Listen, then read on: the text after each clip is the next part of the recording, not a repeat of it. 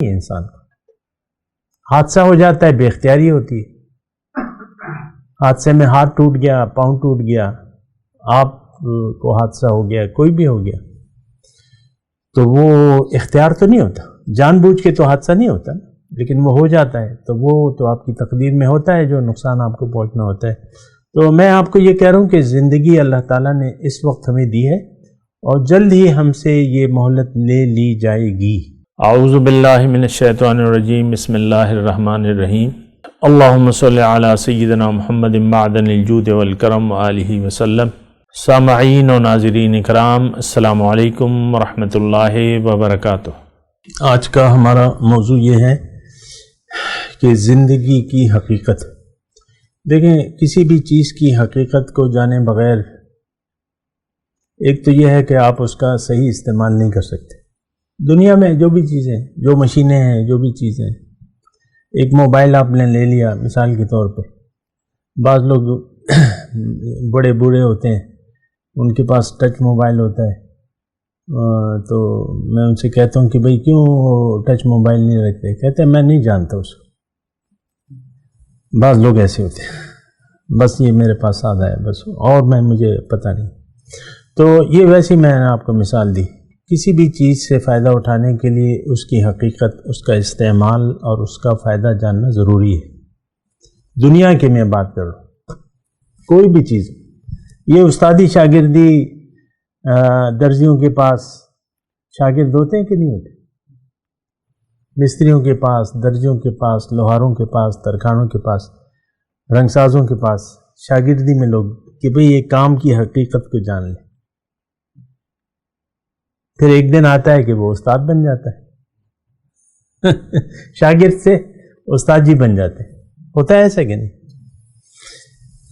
تو یہ میں آپ کو مثال اس لیے دے رہا ہوں کہ ہم اس بات پہ سوچتے نہیں ہیں۔ ہم آئے ہیں عالم ارواح سے نیچے، اس وقت ہم ایک جسم ہمیں دیا ہے اللہ تعالیٰ نے، ایک دنیا ہمارے لیے بنا دی ہے، انواع و اقسام کی چیزیں ہیں، نعمتیں ہیں، اور بے شمار نعمتیں ہیں، ہم ہر وقت ہر دم استعمال کر رہے ہیں وہ نعمتیں۔ دیکھیں، اگر پوچھ گچھ نہ ہوتی تو پھر تو بے فکر ہو کے زندگی گزارنا ٹھیک تھا۔ میں رات کو اکثر سڑک پہ چکر واک کے لیے جاتا ہوں، تو اس سڑک پہ کچھ آوارہ کتے ہیں، تو وہ کوئی کام کھجا رہا ہے، کوئی کیا کر رہا ہے، کوئی بس ایک دوسرے سے، بلکہ خاموش ہے، بعض اوقات تو بھوکے ہوتے ہیں تو پھرتے رہتے ہیں یا کچھ، تو بس وہ آوارہ کتے ہیں، بس بیٹھے ہوئے کھلے آسمان تلے۔ آوارہ کتا تو یہ ہوتا ہے نا، کوئی مالک نہیں ہے اس کا، سڑک پہ بیٹھا ہوا ہے، کھانے کے پیچھے بھی دوڑتا ہے، اپنی ضروریات پوری کر کے پھر وہی یہاں سڑک پہ آ کے۔ تو انسان اگر آوارہ ایسا ہوتا نا، کتے تو چلے ہیں، کتے ہیں، ان سے کوئی پوچھ گچھ نہیں ہے، کوئی حساب کتاب نہیں ہے، تو انسان ایسا نہیں ہے۔ ہمیں تو دوسری زندگی پر یقین نہیں ہے، لیکن حقیقت یہ ہے کہ وہ سب سے بڑا سچ ہے کہ دوسری زندگی یقینی ہے اور یقیناً ہوگی، اور ہم نے بھلا دیا ہے۔ میں مسلمان معاشرے کی، مسلمانوں کی بات کروں، تمام مسلمانوں۔ بہرحال میرا موضوع جو ہے وہ یہ ہے کہ زندگی کی حقیقت۔ میں آپ کو یہ کہہ رہا ہوں کہ کسی بھی چیز کی حقیقت جانے بغیر آپ اس سے فائدہ لے نہیں سکتے۔ ایک عام بات ہے، کوئی ایسی چیز مجھے بتا دیں جس کی حقیقت آپ کو معلوم نہ ہو اور اس سے آپ فائدہ لے رہے ہیں، یعنی جو آپ کے استعمال کی چیز ہے۔ تو اسی طرح دیکھیں، زندگی ہے ہماری، ہم آج کل نہیں تھے، آج ہیں، کل پھر نہیں ہوں گے، اور ہماری جو ظاہری حیثیت ہے وہ دم بدم بدل رہی ہے۔ آپ کے پاس اپنے بچپن کی کوئی فوٹو ہوں گی شاید، آج آپ ویسے نہیں ہیں، بدل گئے نا۔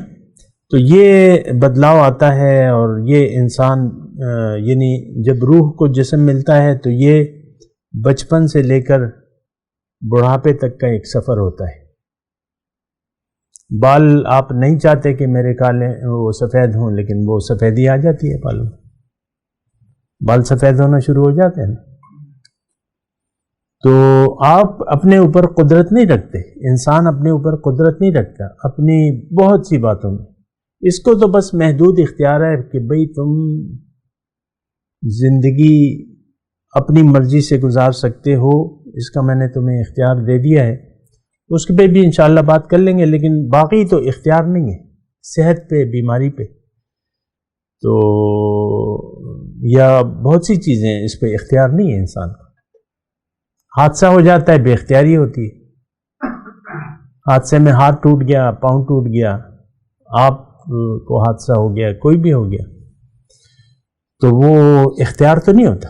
جان بوجھ کے تو حادثہ نہیں ہوتا، لیکن وہ ہو جاتا ہے تو وہ تو آپ کی تقدیر میں ہوتا ہے جو نقصان آپ کو پہنچنا ہوتا ہے. تو میں آپ کو یہ کہہ رہا ہوں کہ زندگی اللہ تعالیٰ نے اس وقت ہمیں دی ہے اور جلد ہی ہم سے یہ مہلت لے لی جائے گی. پھر مساجد میں اعلان ہوں گے ہر جگہ، یا گاڑی پھرے گی لاؤڈ سپیکر لگا کے. تو اس کا مطلب یہ ہے کہ آپ کو وہ وقت بھلانا نہیں چاہیے کہ جب آپ کی موت کا اعلان ہو جائے. اس وقت کیا ہوگا کہ آپ کے پاس مہلت ختم ہو جائے گی. جو مہلت اس وقت ہے آپ کے پاس، وہ مہلت اس وقت ختم ہو جائے گی. بس پھر وہ کچھ اختیار نہیں رہے گا آپ کا.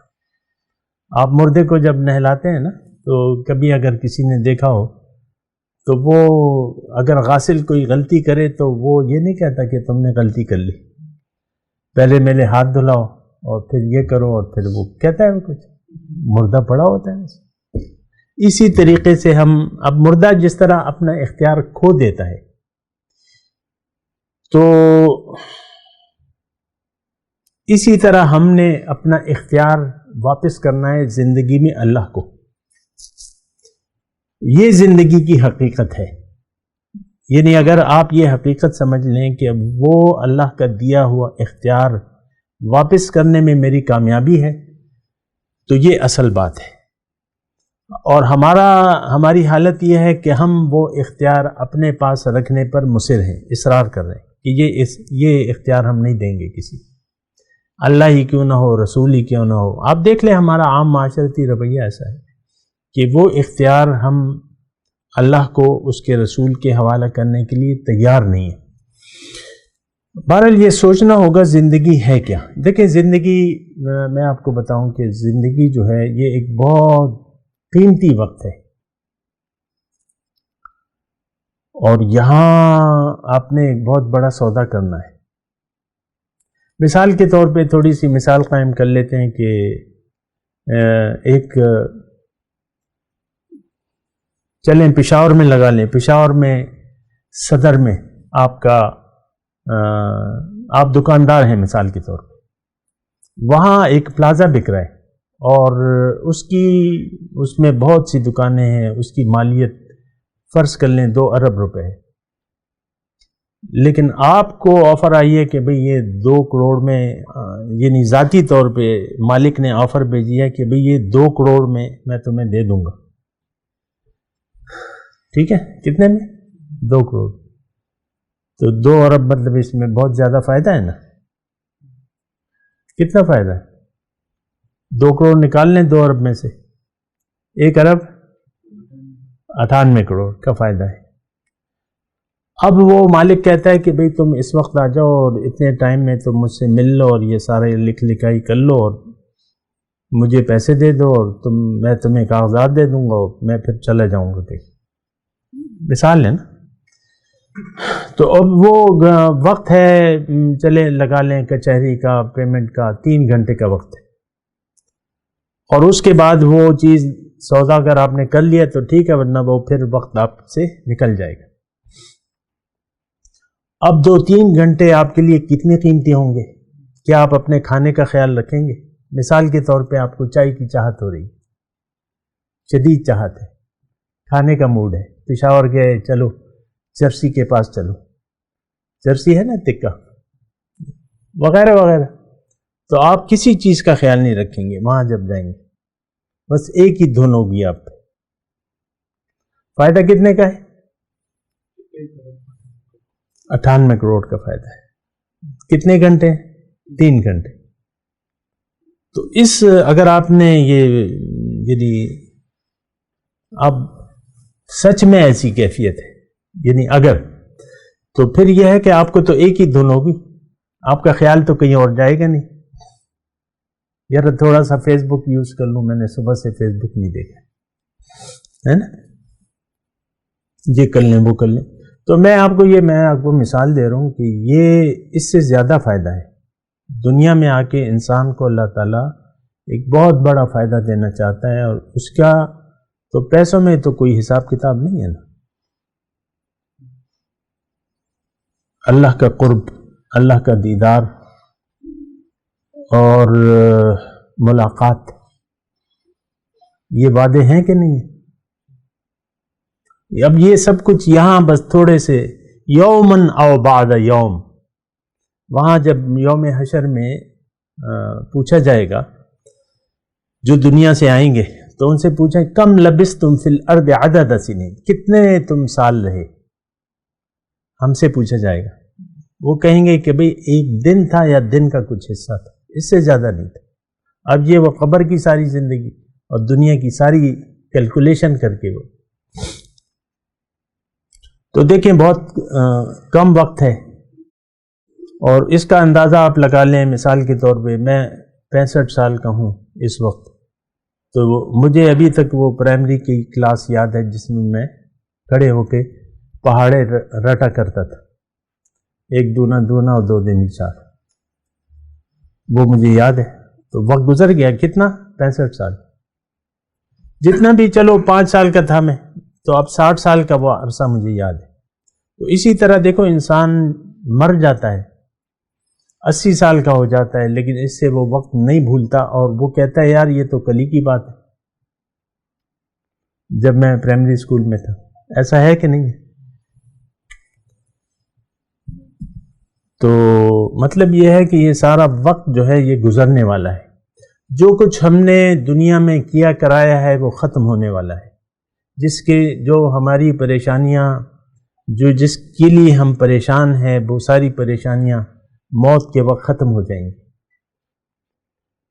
نزع کے وقت، جب کہ زبان بند ہو جاتی ہے، آدمی کچھ کہہ نہیں سکتا، اس وقت آپ نے کسی سے یعنی ایسا، وہ تو ایک کیفیت ہوتی ہے نا نزع کی، سانس نکل رہی ہوتی ہے تو اور تو کسی چیز کا ہوش نہیں ہوتا۔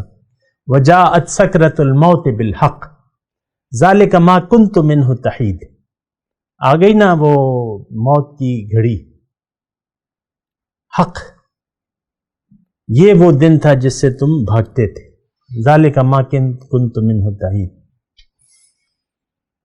تو بہرحال بات کرتے ہیں ایک وقفے کے بعد۔